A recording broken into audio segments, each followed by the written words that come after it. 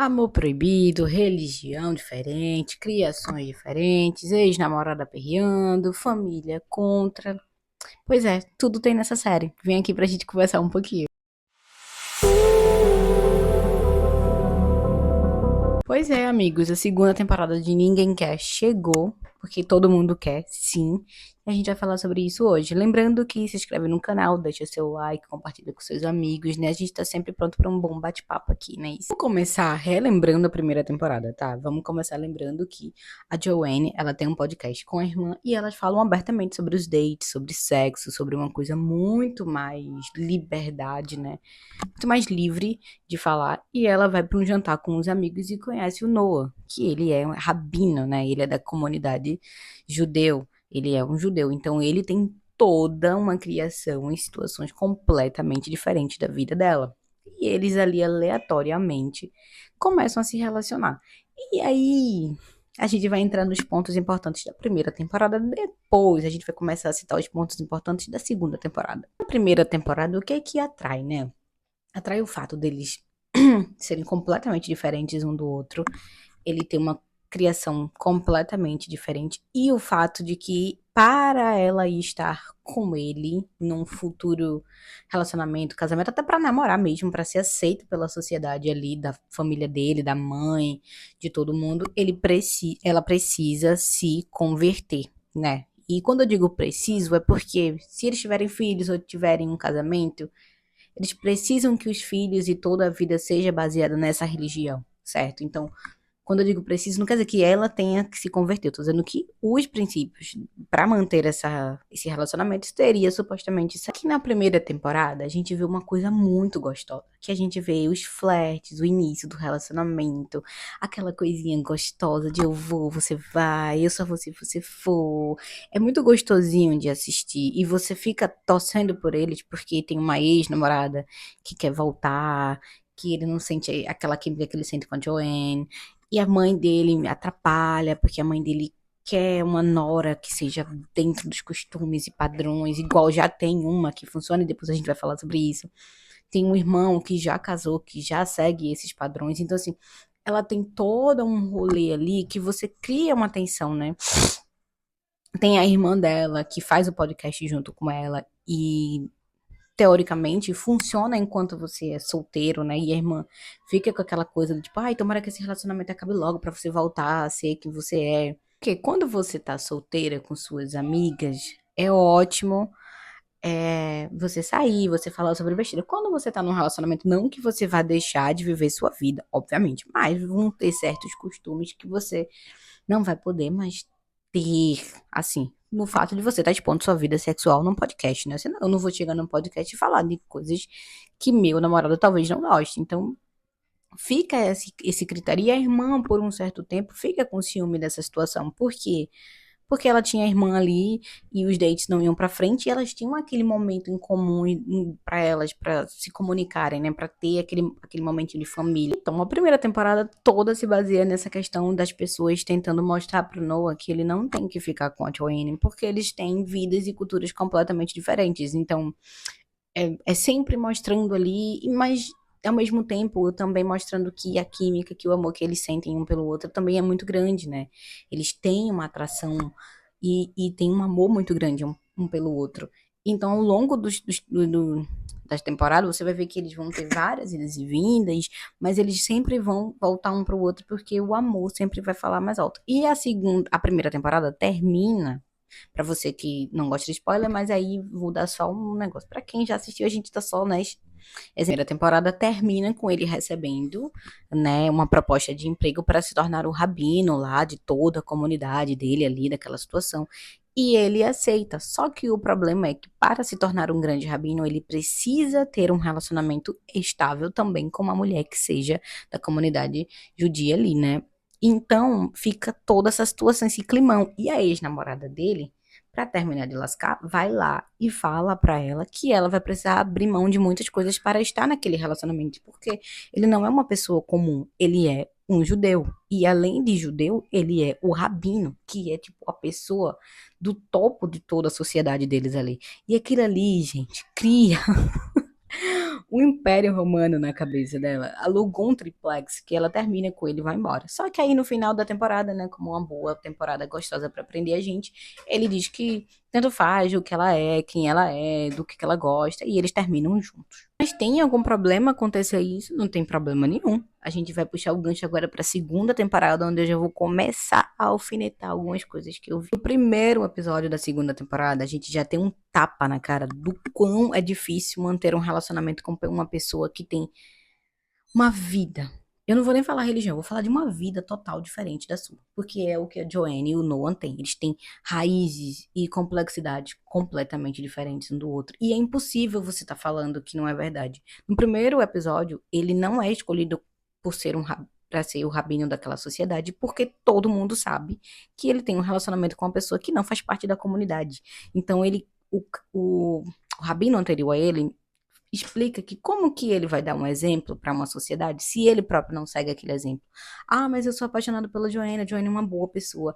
Ok, nós entendemos que ela é uma boa pessoa. Ninguém tá falando que ela não seria o killer, né? Mas ela não faz parte da comunidade judaica, então ela não segue os padrões judaicos. Sim, gente, para muitas pessoas isso é besteira, é baboseira. Eu entendo que não havia necessidade disso tudo, mas tem certas religiões e certas sociedades que incriminam esse tipo de coisa. Então, infelizmente, para eles, aquilo ali era o ápice. E ele não foi escolhido como rabino daquilo. E era o que ele queria desde que ele era muito jovem. Ele estudou a vida toda para se tornar aquele rabino, aquela pessoa.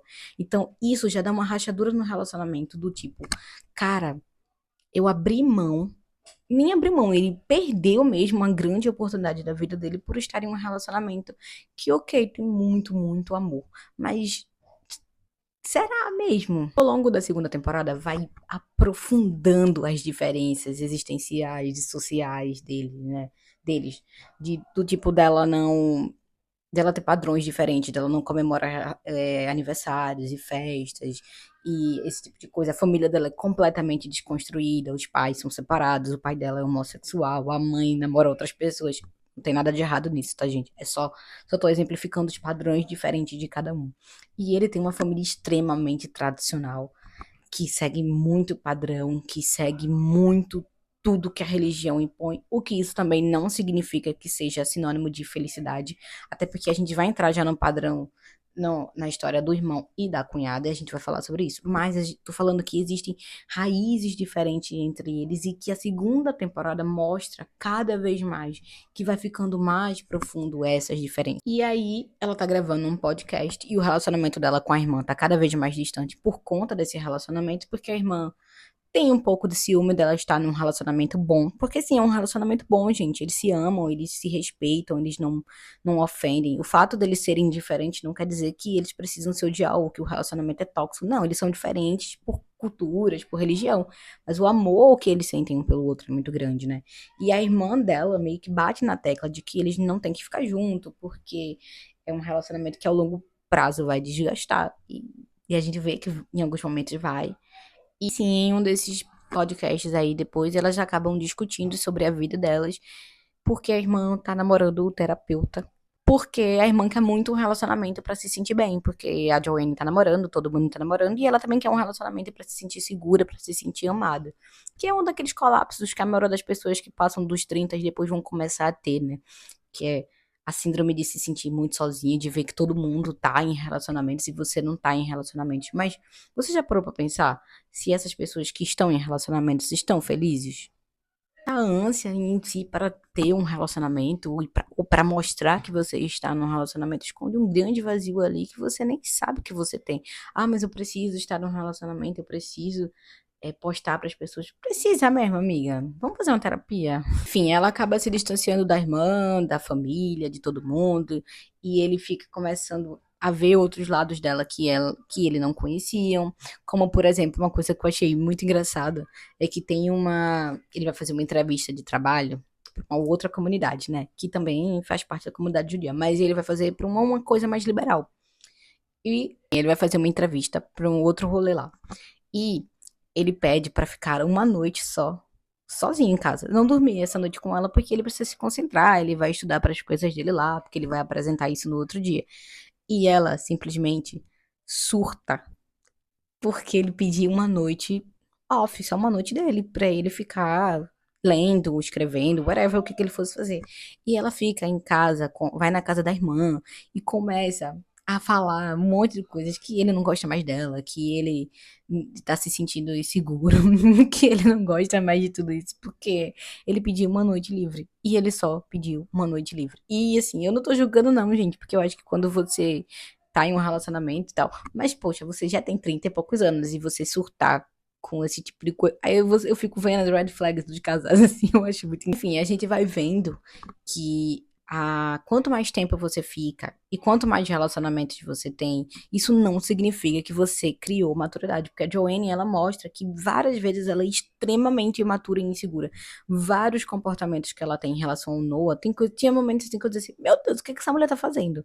E ele é um cara super paciente, amoroso, carinhoso, ele é um cara que tenta. Eu vejo na cara do Noah que ele tenta muito lidar com a Joanne, mas infelizmente tem algumas situações que realmente irritam. E chega a um ponto crucial na temporada, que é onde ela fala que talvez não queira se converter. E ela tá total no direito dela de não querer se converter. Por quê? Porque ela não nasceu, ela não faz parte dessa comunidade. E às vezes você não sente conexão. E eu achei muito, muito válido essa atitude dela, do tipo assim, ok, eu quero ficar com você, quero ter um relacionamento com você, mas não quero ter que me mudar 100% para estar. Diferente da Charlotte em Sex and the City, né, que ela se joga no judaísmo, não tá nem aí, estuda pra poder casar com o Harry. E ok, deu muito certo. Deu muito certo. O relacionamento deles é muito bom. O Harry é um cara muito legal. Pra você que não sabe nada do que eu tô falando, é de Sex and the City, tá? Tem na Netflix, no HBO Max, enfim, assiste lá, essa série é muito. Eu achei muito válido que ela não se jogou 100%. Ela não foi extremamente emocionada. Ela parou e pensou: olha, eu não sinto essa conexão, eu não sinto esse tintim, eu não gosto, eu não sinto isso, eu não tô confortável e eu não vou dizer pra você que vou me converter, porque talvez isso não vá acontecer. E ele também teve todo o direito de dizer a ela que talvez aquilo ali definisse o futuro deles pra sempre, porque em algum momento isso ia pesar. Ah, mas talvez agora não. Sim, talvez agora, já mostrando que já estava pesando, porque ele perdeu uma grande oportunidade de emprego por estar se relacionando com uma pessoa que não fazia parte da comunidade. Mas, ao mesmo tempo, mas vamos vivendo, vamos vivendo, vamos vivendo. E aí, gente, é onde a gente vai entrar nesse ponto. A gente sempre tem essa ideia de que os opostos se atraem, que é divertido estar com uma pessoa completamente diferente de você.